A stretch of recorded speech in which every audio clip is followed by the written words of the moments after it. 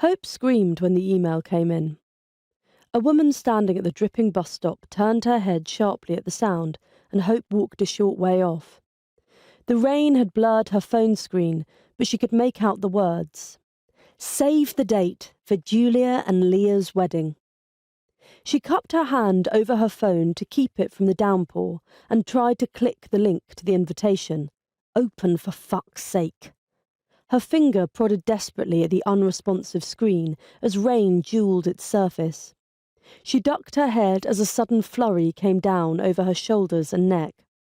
Making for cover, she ran under the damp leaves of a lime tree, squinting to see the slow traffic and continued absence of her bus.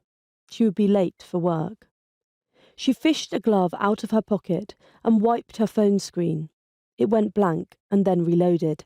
You've replied attending to Julia and Leah's wedding. She stared at the message and then pushed her fist into her mouth. She stopped breathing as her teeth met her knuckles. It was 10:35 a.m.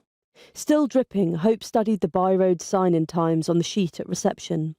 She tried to smudge her entry, so if you squinted, it might look like it contained a 9.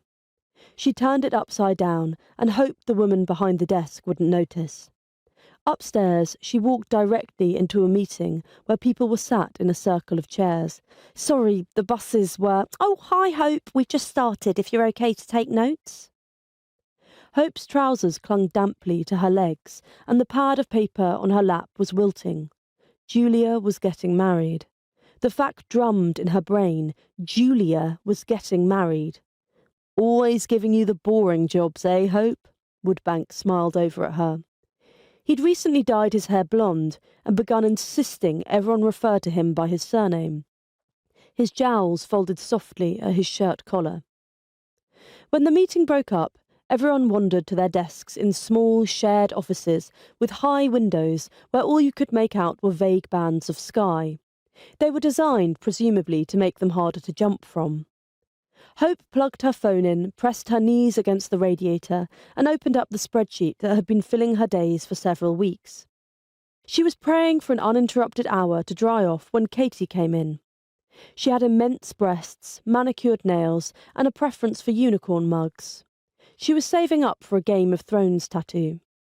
Hope, do you know anything about banishing ghosts?